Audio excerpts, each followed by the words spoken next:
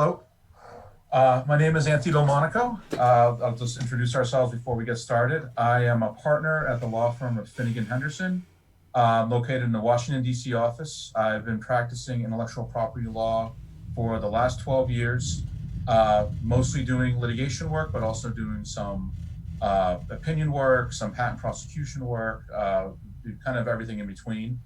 And I'll let my colleague introduce himself as well. Hi, I'm Forrest Jones. I'm also in the DC office of the Finnegan Henderson. I do a lot of patent work and have been working extensively with our gaming working group.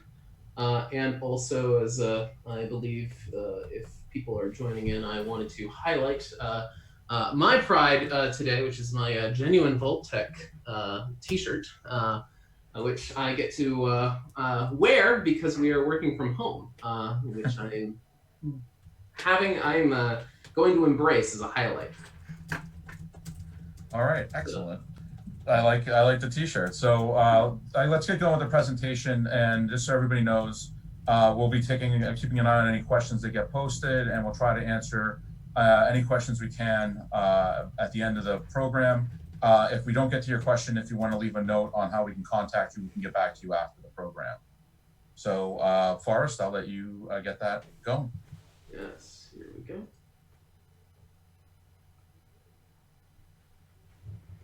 All right, thank you very much. So yes, it's dangerous to go alone. You need to take intellectual property when you are considering your development, your ideas, your company, anything as you're going. You really want to be making sure that you're taking that protection, considering that protection as you go.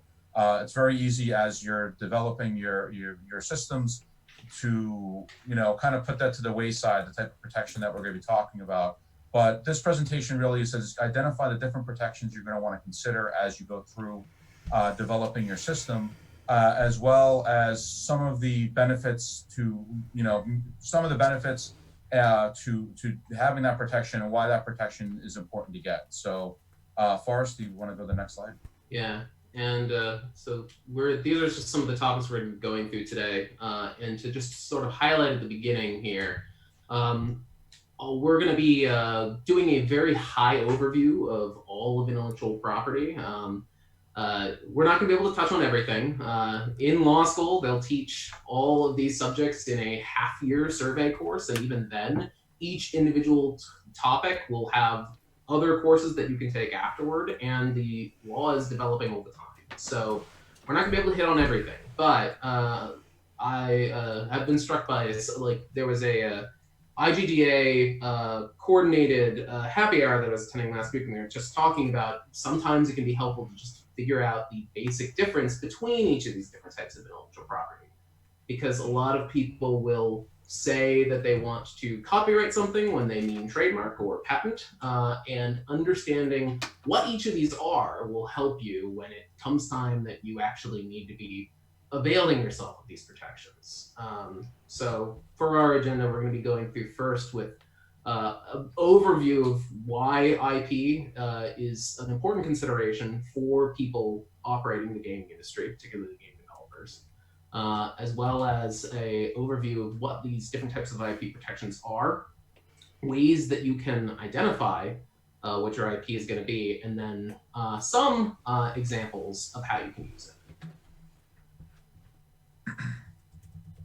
So we broke down our intellectual property into 4 categories, essentially: utility patents, design patents, trademarks and trade dress, trade secrets and know-how, and copyright. Each one of these is protectable in a different manner.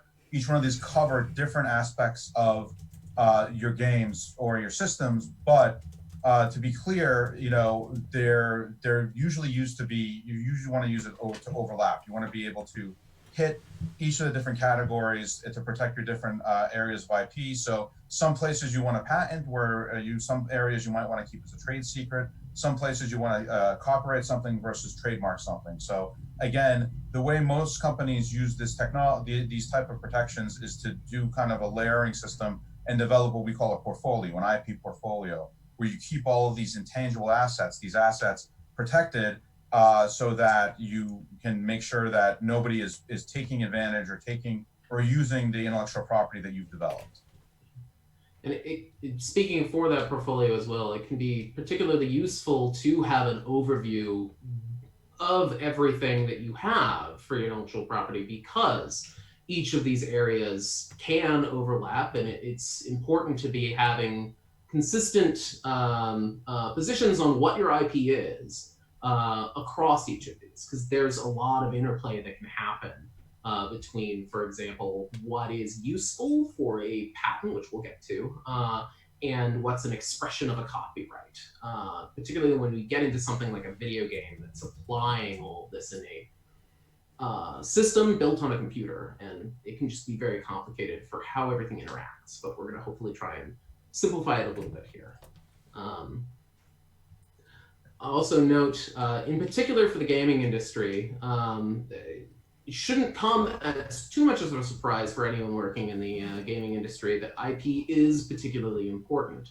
A lot of times, like the movie industry, people will refer to the element that they're talking about here as your IP. A video game is quite literally a bundle of IP rights. It's a software that is encompassing art, that's encompassing writing, going in with copyrights. It's got trademarks associated with it. All of this together is something that isn't like it's all being protected by this bundle of IP rights. And in fact, this is an interesting note. There's some debate over what the first video game patent is, but if you look at noted down here, the 2455992. Which is the way we identify patents. That's for a cathode ray tube amusement device, and it goes back all the way to 1948. So that would be before even Pong. So it's been protected through IP for a very long time. And especially with how fast the gaming industry moves, being able to quickly and consistently identify your IP can be very important. Yeah, exactly. And again, just for context, right now they're issuing U.S. patents in the 10 million number. Yes. So there's been over about 8 million patents issued since that technology issued. And again, you just want to make sure that, and we'll get into this in a little bit, but there's so many different elements to be considering as you're going through development. But really, you want to consider IP not as a valuable asset because it enhances the corporate value of your company. So having a good portfolio will help attract investment, enhance corporate value. Anybody out there that watches Shark Tank or anything like that, one of the first questions they always ask is this patented? Sometimes it's asked in a proper question, and sometimes it's not. But generally, the question is: do you have intellectual property? Do you have protection on this intangible asset? And again, it could provide potential source of revenue. You can license your technology. You can obtain damages in litigation. There's just different ways you can use the intellectual property you have. It can provide market exclusivity. So the threat of a suit keeps competitors out of the market. You're also able to block somebody that's trying to get into the market if they're taking your IP or relying on your IP in order to get into the market. You can also prevent attacks by competitors. So if you have a competitor going after you for XYZ, you'll also be able to respond and if that's the way it's going to go. And then obviously it encourages corporate ventures, strategic, cross licenses, collaborations, joint research projects.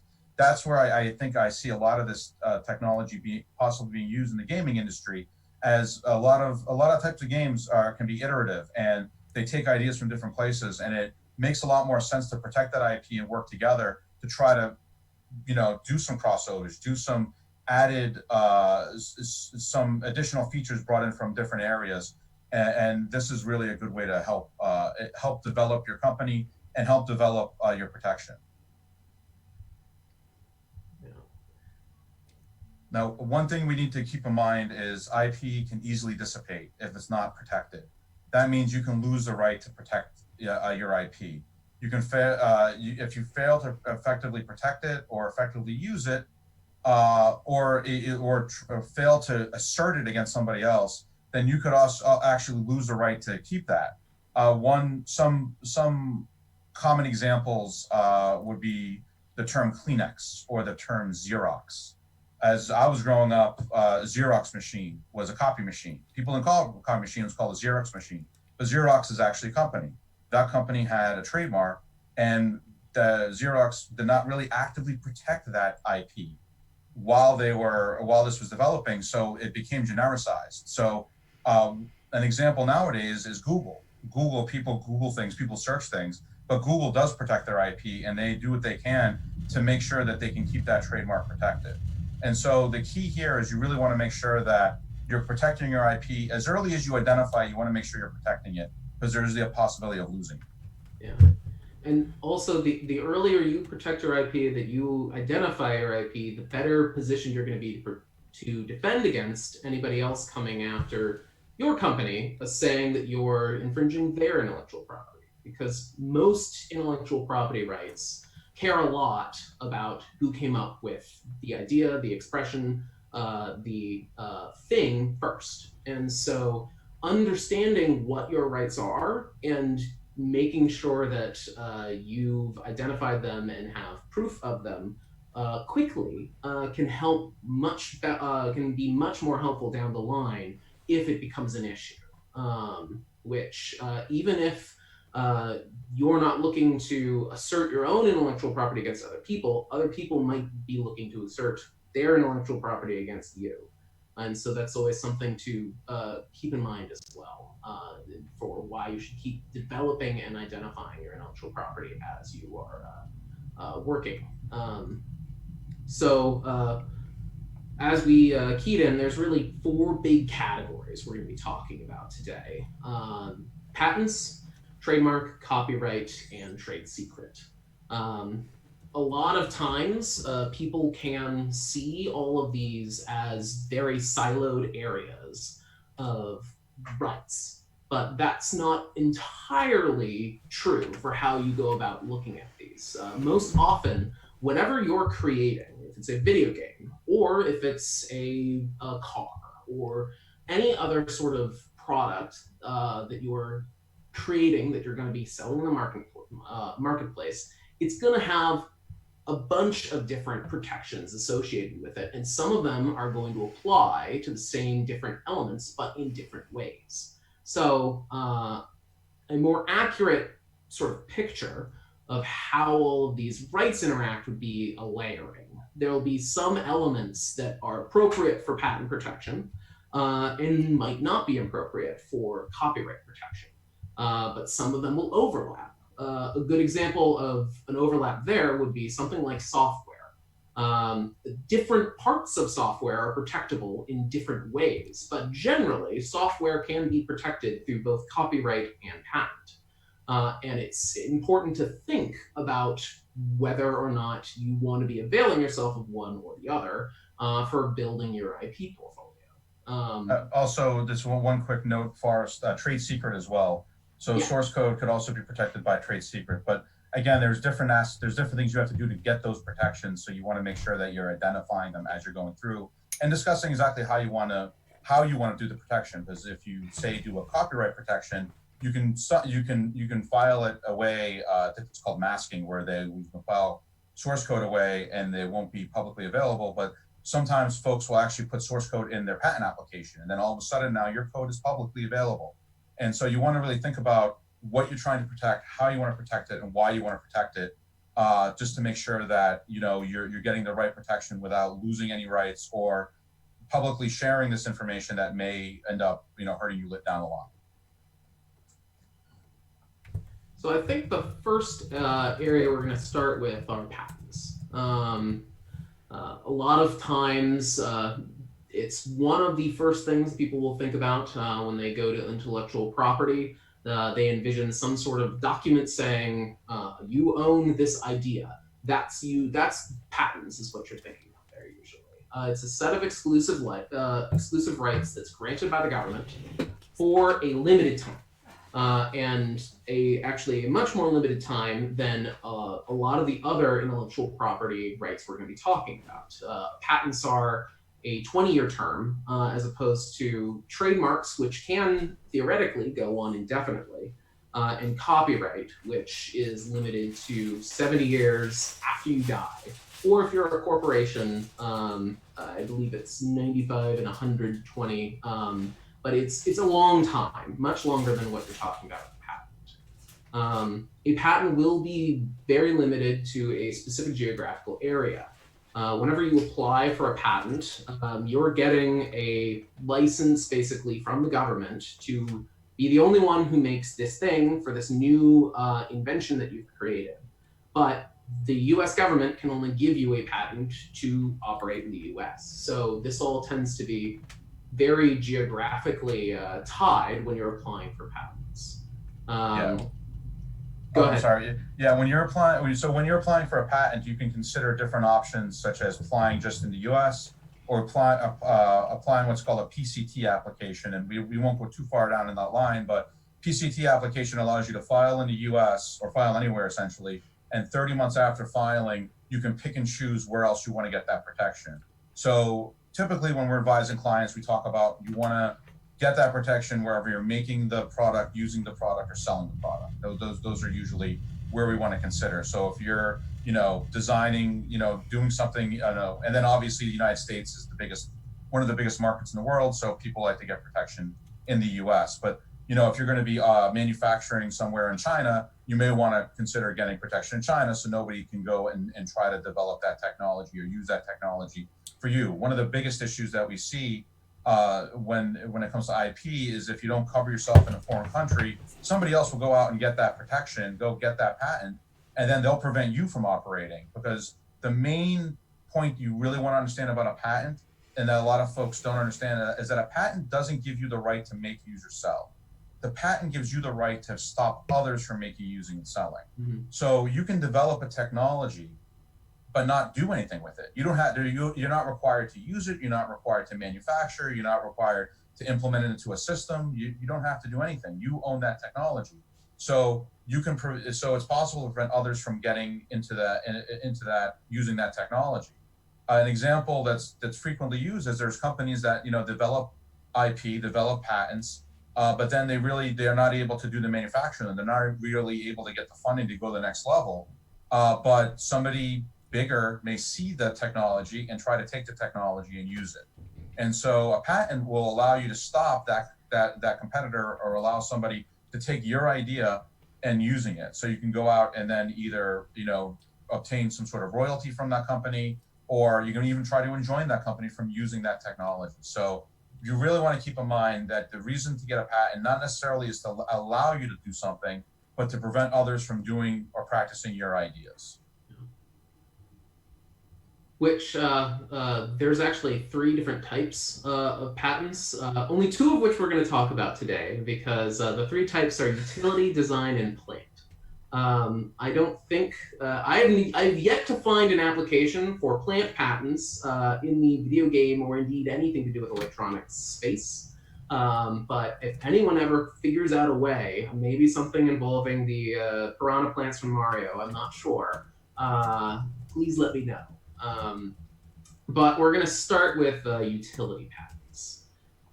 So for a utility patent, which is the general patent that you think of when you're thinking of a patent, the idea is that you're overcoming some problem in a way no one else has done. You are trying to usually the process by which you would write out what your patent is you would identify what the issue is that you're looking to solve, and then you would give enough detail that someone looking at your patent could potentially use your solution.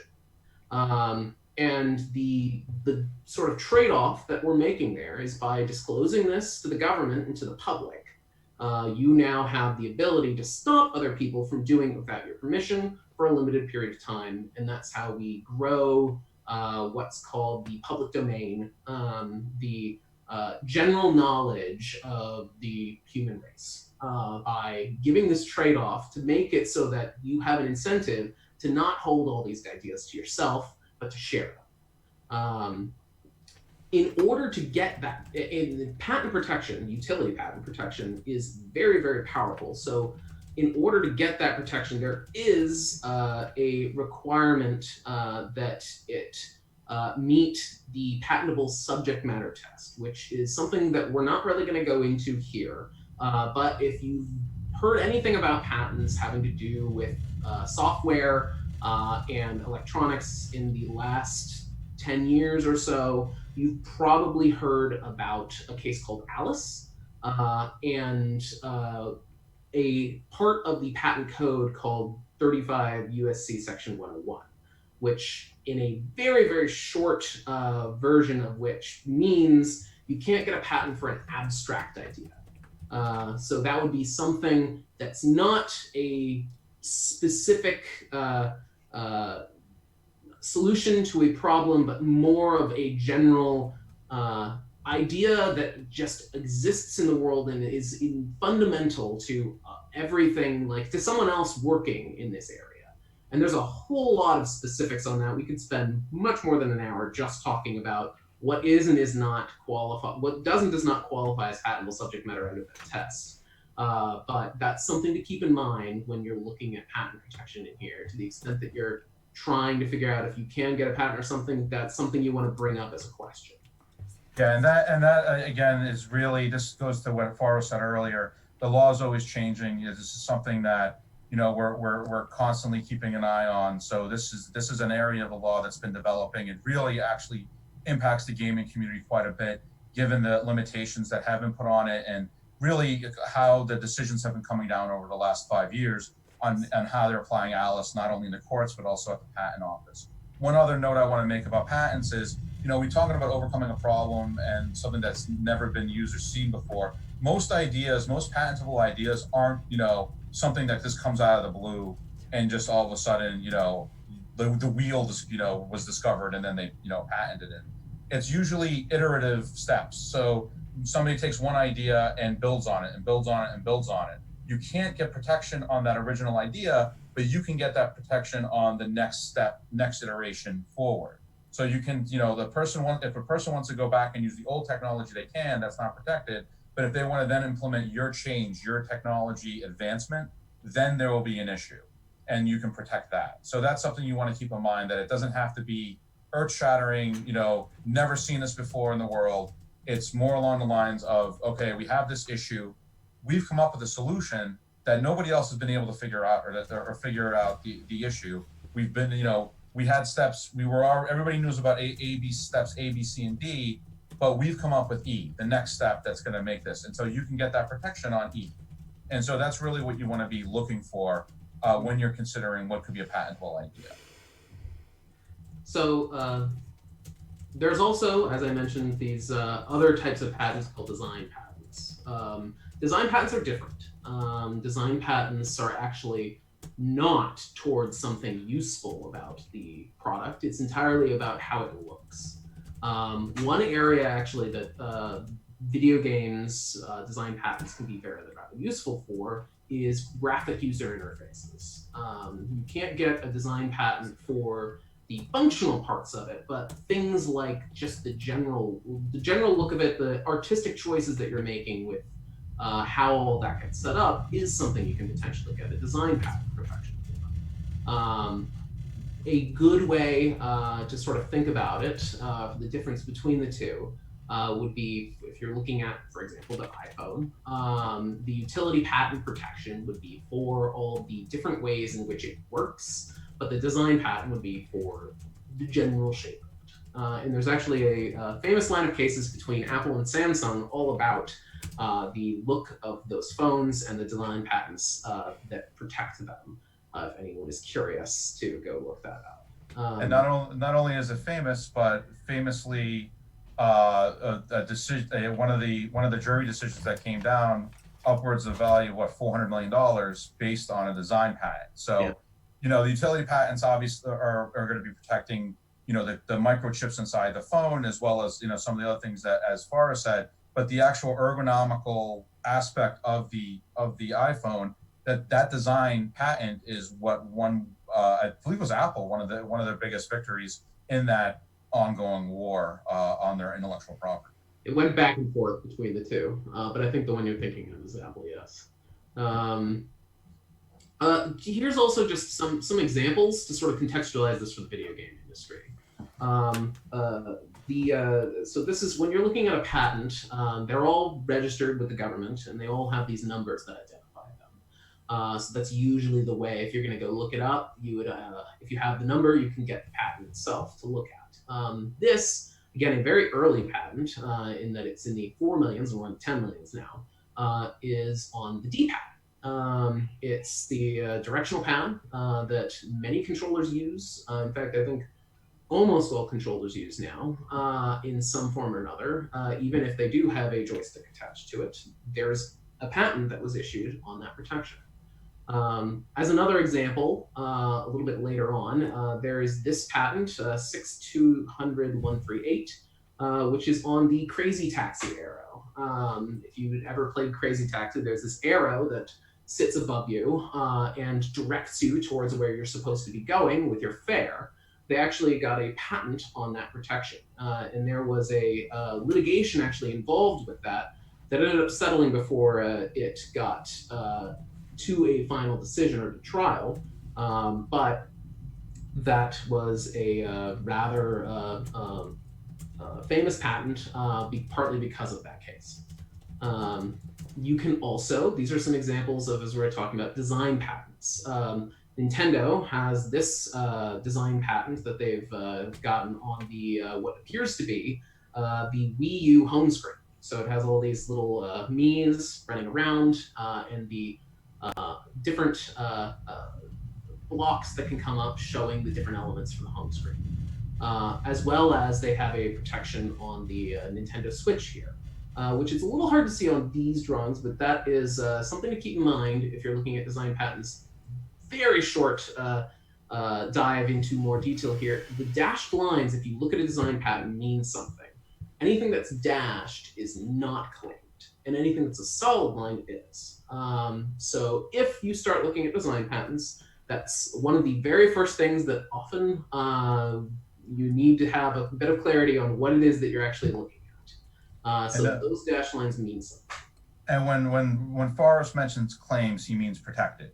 So yeah. The dashed lines, you're basically saying, for whatever reason, maybe it's prior art, maybe it's been in the industry, or you're just not seeking that protection. So you do the dashed lines for that individual application. So that basically means we're not trying to protect that. We're trying to protect, again, I can't see it on the screen, but let's just say that the buttons are in solid line and the screen's in a dash line. Then they were trying to protect that configuration of the buttons on the Switch. So again, just to give a little bit of context on where this can apply in the industry, this is actually an example of a case that's going on right now. So we won't talk about it in too much detail, but the Niantic is right now fighting a case having to do with infringement of some patents, all directed towards interactive virtual thematic environment, which is the title that they've given for these patents. It's all having to do with the Pokemon Go. And I'll note there's actually was a pretty recent decision on this, which I've highlighted down here. That's what's called a IPR. It's, again, without going into too much detail, it's just a way that you can challenge whether you should have gotten a patent or not. And so patent litigation can be very complicated because you can have all of these different areas by which you can challenge a patent. And so if you do end up either wanting to seek patent protection or have someone talk to you about their patent, I'd recommend seeking counsel. As an example, oh, go ahead. No, I was just going to say this: the technology involved in that case is actually, the title of the patents can be confusing, but it really has to do with an augmented reality. Yes. And it's just again something that's really been coming, really been getting explored over the last few years, and it's a pretty hot area that's being patented. I'm sorry, Forrest, go ahead. That's okay. For design patents, and actually when I was mentioning about the dotted lines, it's easier to see here. This is an example of a case from a couple of years ago between Performance Design Products and Mad Catz having to do with this design patent for a controller. This ended up being tossed because the design patent was found in this instance to not be close enough to what's going on here with the controller on the right.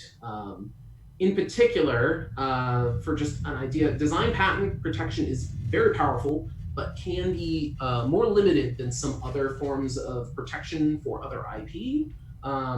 You see here, like the one on the right and the one on the left, both have this asymmetrical design. But one of the factors that the court talked about for why they're not the same is this boxy shape going on with the Mad Catz controller on the right. The design patent is a very smooth shape, which I'll note as well, for design patents, your rights that you get in a design patent are what's in the patent. If Performance Design Products has a controller, even if it looks exactly like the Mad Catz controller, if they didn't draft the design patent to look like that, that's not what their protection is for. So it doesn't just let you go after copycats, it lets you go after a copycat that is using the elements you claimed. I'm sorry, Forrest, just one quick note. As we're talking about these cases, to the extent the case has been decided, we're talking about how the decision came down. We're not talking about how either one of us feels about the decision, or if the decision we believe is right or wrong. We're just explaining the decision. If there's a pending case, we're just identifying kind of what's going on. And just loyally speak right here, like nothing we're talking about is on behalf of our clients or on behalf of our firm. It's just our own personal opinions on what we see out there in the industry. So I want to go to the next slide. Thank you for the lawyer disclaimer. I know, I gotta just make sure. So trademarks. So trademarks is actually it's pretty easy. Again, they get confused with copyrights and patents, but trademarks is your brand. Trademarks is the name of your company, the logo of your company. That's really what that's the easiest way to explain. That's usually what a trademark protection is for. We're going to get into a little bit more nuance, but generally, when you're thinking about what's the difference between me patenting something versus me trademarking something, patenting, we're either talking about either a utility or a design patent, and over here we're talking about brands. So words, letters, numbers, logos, slogans, colors, trade dress, which we'll get into in a minute. But you can also do sound marks. The Harley Davidson has a protection on the sound of the car. You can have a small mark. Trade names and fictitious names, domain names. These are all things that are protected through trademarks. Which I've always found a way that I use to keep it straight when I was thinking about this when I first started working with intellectual property, is to sort of go back to the origin of both the word and what trademarks are. It's a mark of trade. If you go way back to guilds, it's that stamp that an artisan would be putting on their shield or their hammer that they were making to say, I made this. And so that's really the purpose trademarks are serving. It's to identify to consumers out there in the that are looking for products to say, oh, I know that this product is associated with this source. And that's a difference from what's going on with the protection for copyright and patent.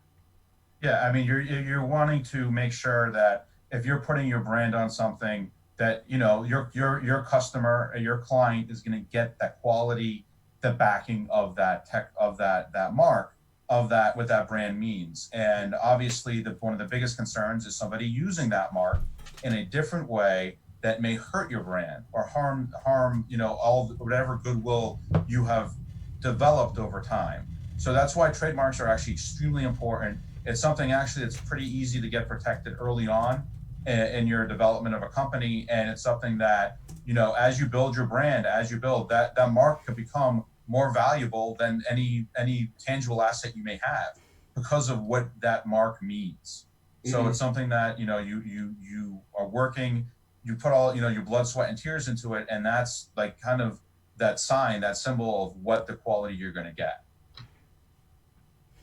And so now trade dress is a little bit different.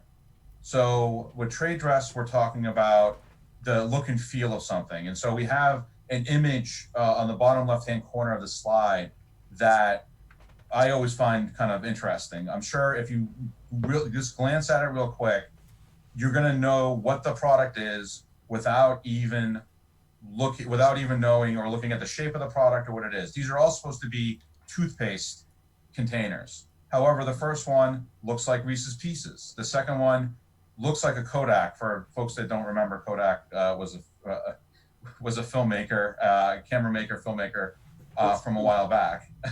Third one, toothpaste. The fourth one's American Express. But upon first glance, you kind of all of a sudden you see the bottom one and you're like, oh, that's Coca-Cola. You're not even reading it, but you can tell. And that look and feel is really what you're looking at trade dress protection. One example nowadays of trade dress, something that's trade dress, is the look and feel of the Apple Store. When you go into an Apple Store, you kind of have a certain sense of, the tables are going to be set up a certain way, and the items are going to be located around the perimeter, or they could be used in the middle. And that's something that you walk into the store, you may not have even looked at what the product is that are on the table or looked at the sign, but you're in an Apple Store. Another point just consider with trademarks and trade dress. The origin of the protection for each of these is slightly different than copyright and patent. Both copyright and patent are in the Constitution. It actually says, it mentions both patents and copyright in there. Trademarks come from originally what's called the common law, and there's a lot of common law protections there. That's just how the law gets built up over time. But they've also been codified in something called the Lanham Act. And associated with the Lanham Act is this ability to register your trademark. And I just want to put a plug in that even if you come up with a name and something you think should be marked for trademark protection, I'd highly recommend getting it registered. It's not a hard process. It usually is a pretty economic process, even for a small company. And getting it registered early can unlock a bunch of more powerful protections later on, such as eventually the ability to have a incontestable mark, which the exact definition of that we don't need to go into here. It doesn't actually mean that no one can contest it. It has something specific to do with the office. But the earlier you seek protection, the better. One note before we get to some example cases that have been in the news. The screen on the right here is from Fruit Ninja. This is just an example of, and we'll talk a little bit in one of the cases in a moment, how trade dress hypothetically could be used to try and fight copycats. Trade dress is about, as Anthony was saying, the overall look of your product, that someone looking at it immediately recognizes that it's you. A lot of the elements that are protected through a game, when they're very unique, potentially could add up to be a trade dress protection too, not just copyright. And we'll get to copyright in a moment, but that's something to think about. But I'll let Anthony go with the first trademark case that we're identifying here, which is on the use of Humvees in Call of Duty. So we're running a little short on time, so I'm going to try to get through this relatively quickly. But this is a decision that just came down this year, and essentially AM General makes and manufactures the Humvee for the military, essentially, and now was before, even now, for the public. And Activision included the Humvee in their game Call of Duty, which is a role-playing game where you were able to, first-person shooter game, that you're able to go out and drive a Humvee and actually, see there's Humvees in the background and whatnot. And in this case, AMG actually did not succeed in their assertion of the trademark of, or I'm sorry, the trademark or the trade dress of the Humvee, because with respect to trademarks, at least, there's also an aspect of First Amendment rights that people can use certain trademarks in a different way in order to illustrate some sort of artistic or creative system. So here, they went through a lot of different analysis, but in short, the bottom line is that AMG's trademark of the Humvee, the Hummer, the Humvee is for their vehicle. Activision's use of the Humvee in Call of Duty was to, make the game more realistic, and therefore it's not to the same purpose. The trade as the trademark for that AM General had, and therefore the court found that the use of it in the game was protected by the First Amendment, and that it could be used without harming AMG's mark. Which that actually is a good segue into the next case that we have here to highlight, which is from about 8 years ago now, I think. 2012, which is on Tetris. And this is an example actually where trade dress protection was found. In this case, there's Tetris, and then there's this Mino game, which is named off of the Tetraminos that they use in Tetris, which are the little game pieces. And here, the trade dress in addition to copyright protection, there was found to be trade dress protection for the brightly colored Tetraminos being identified with Tetris specifically. That is a requirement for a trade dress. It needs to identify the maker of the game, and here it did. It's an example of how trade dress has been used in the past, particularly like here to be to have litigation against a direct copier, which was using the same game rules, everything is Tetris, and the way, you can kind of just look at the two blocks here. Between the two, it's rather hard to tell the difference between Tetris and the Mino game. And to be clear, game rules aren't protectable by trademark or copyright. The game rules are the game rules. That's not something you can get protection on. However, as Forrest mentioned, if you're just looking at those three screens, if you take off what we put across the top there, Tetris Zone, Tetris Evolution, infringing Mino game, you wouldn't know who made that game. You wouldn't know where the game cut. You would assume that it came from Tetris Holding, but you wouldn't know that this game is actually a copy, basically. Speaking of copies, that brings us to copyright. Copyright is often the word I find people often throw around when they're just talking about intellectual property generally. I've heard a lot of people say they will copyright an invention, which is not right, that's patent. But copyright will give you protection for original works of authorship, which are fixed in a tangible medium of expression. And two words in there are rather important for thinking about your copyright protection. First, original. Original doesn't mean that it has to be entirely novel, that no one has ever come up with anything close to what your idea was before. What it means is it can't be copied from an existing source, and it needs to have a sufficient level of creativity. Basically, that you made it. The other go ahead. Oh no, so this is a quick example. You can draw an image or create a character that has wings on their back. Generally, just wings on their back. That's obviously not a novel idea. Nobody has the ownership of that. However, if you create a character that has wings a certain shape, a certain color, pretty much a copy of somebody else's design, that's when you start getting into trouble. There's actually a doctrine called savoir-faire, which is French. The best way to think about that is genres for the video game industry.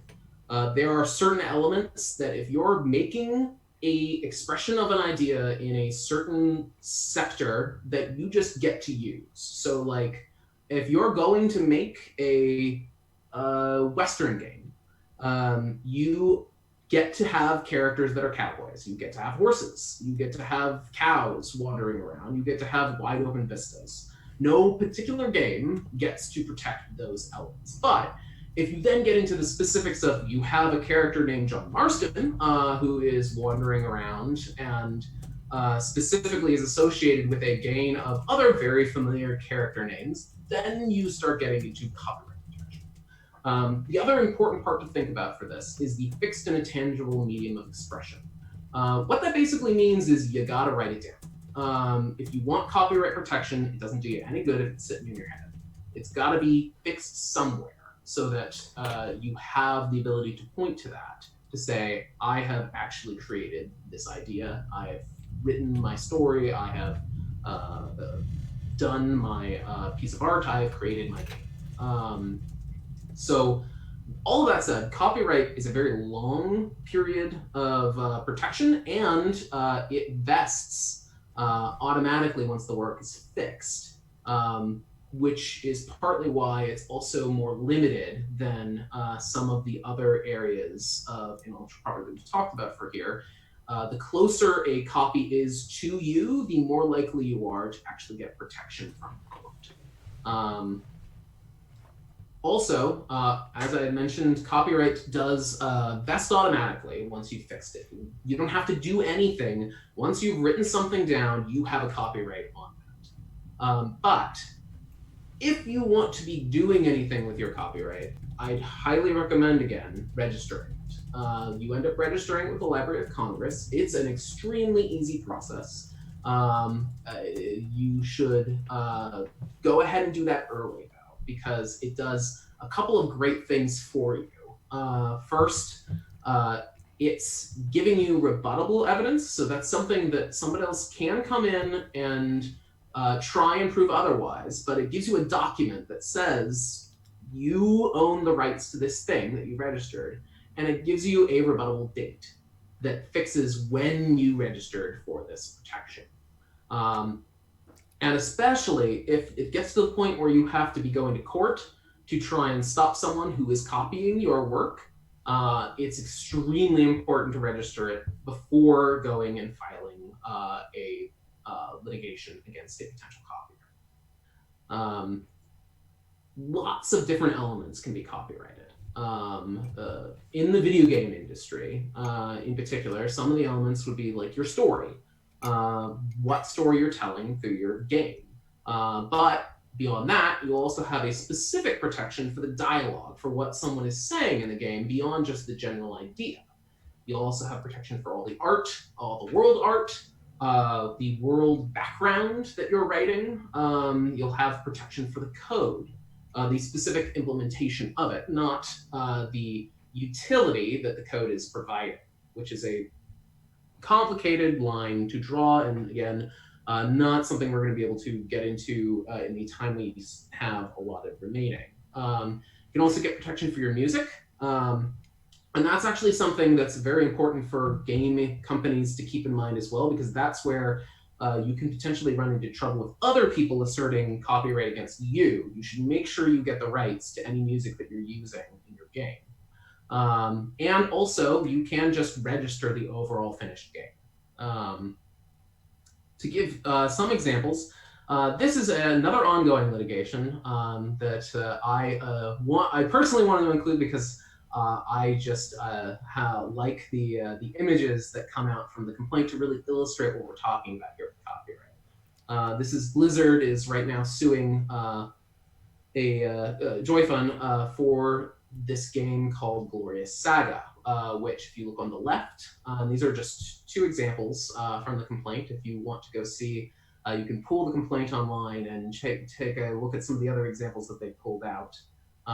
The one on the left here is the event boss, and then on the right would be Illidan Stormrage from World of Warcraft. Again, then on the right here with Malfurion, and then also named Malfurion from Heroes of the Storm, all of which is from the Warcraft series. And so Blizzard's right now fighting this game that they assert is a copycat. And this is some of the elements that they're pointing out as copyrightable. So the next case, actually, given the time, I think we should just move on to the trade secret, just so we can make sure we touch on it. Yeah. I guess just say there is the tattoo case in the news. I believe Anthony actually wrote on it. So if anyone wants to go to his profile on our firm website, you can read more about it.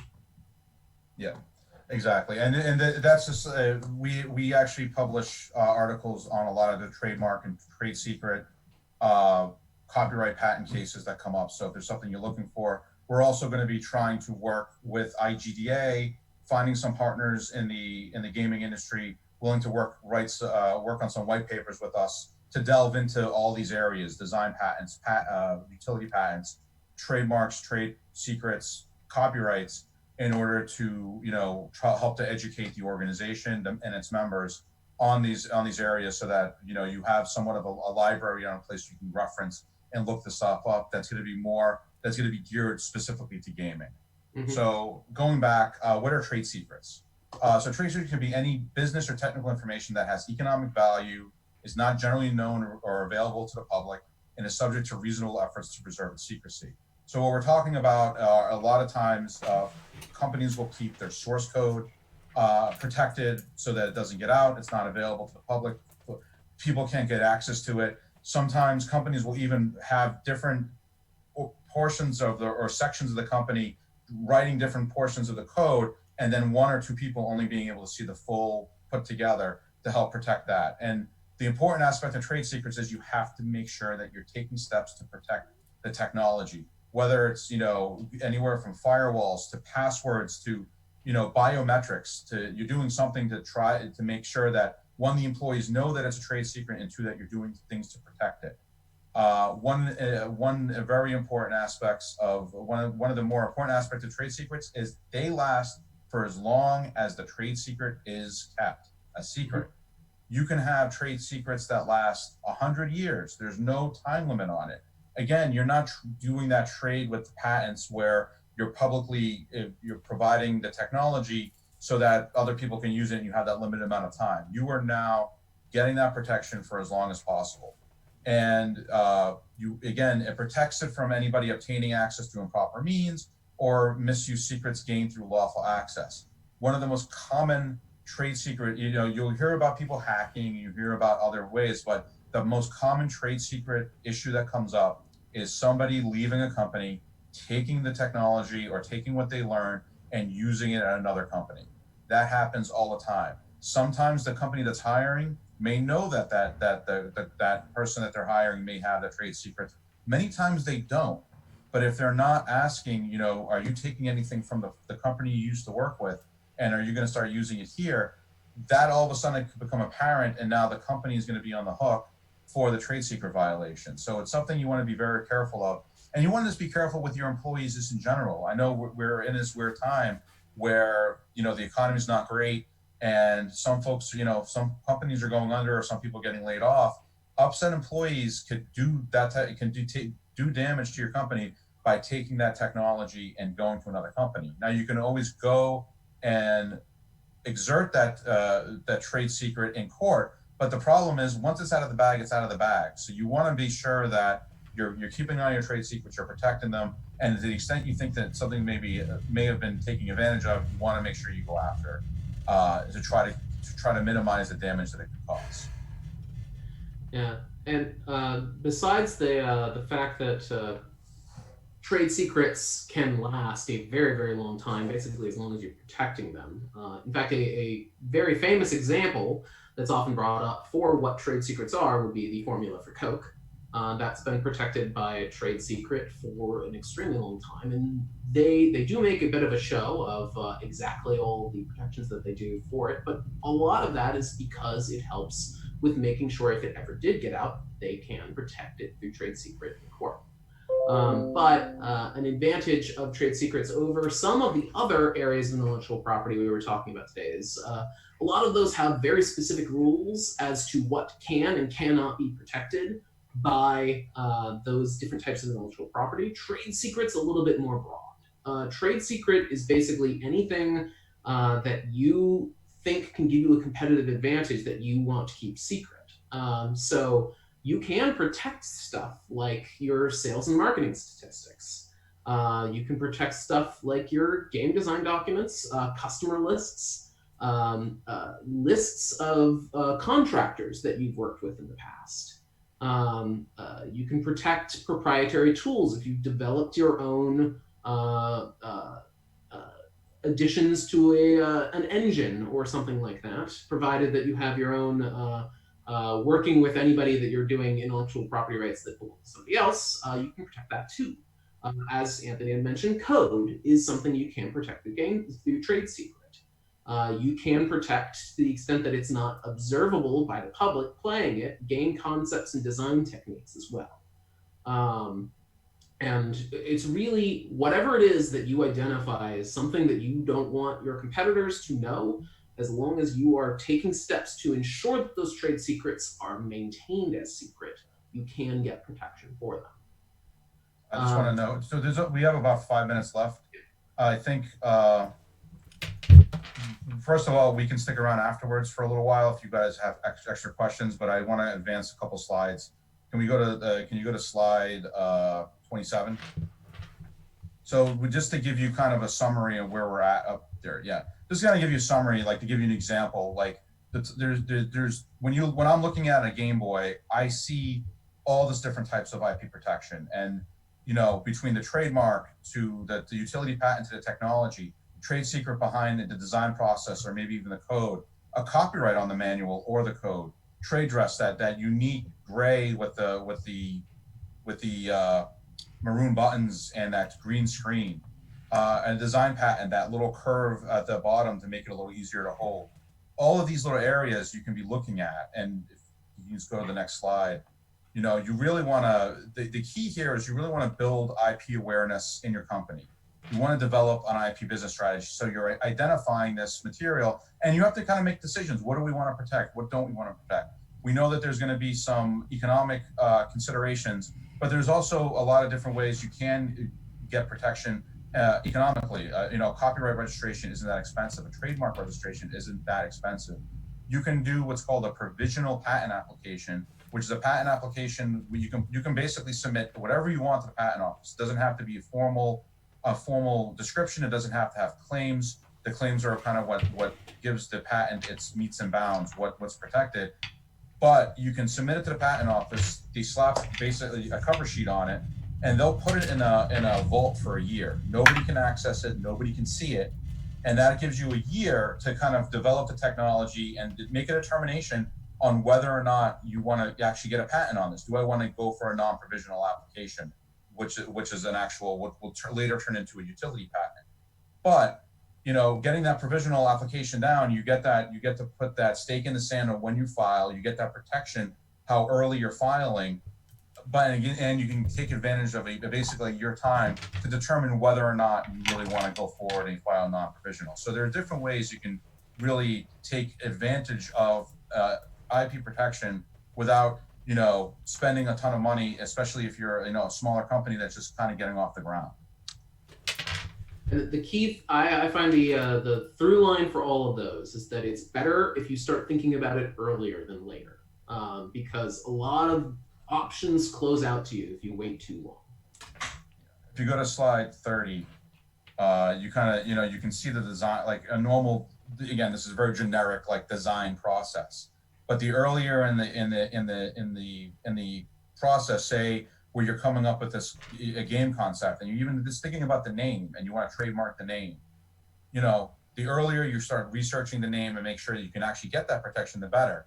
What happens sometimes is the company goes all the way down to launch, and they realize they have a trademark issue. They have a title of a game that may infringe on somebody else's trademark.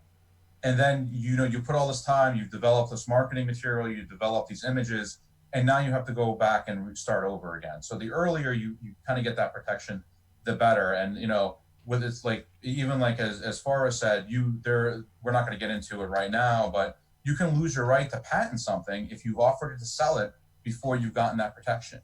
Mm-hmm. So this is why as we said earlier in this presentation, the importance of thinking about it early and making a strategic decision. Do we want to protect this now? Do we want to invest in it now? Do we want to invest in it later, with the possibility that you may lose it later? So, the whole point of this presentation really is to just kind of educate you on the different areas of intellectual property protection and what you should be considering as you're going through the developmental process to make sure that you are getting your technology, your ideas, your art protected, to make sure that it doesn't, somebody else isn't able to use it.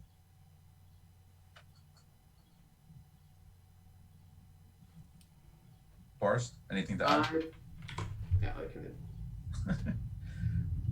can. So I think we're actually hitting 5 o'clock right now. I don't see many questions at this point. If Forrest, do you mind scrolling a couple down? If anybody has any questions, and again, one more. If anybody has any, one more after that.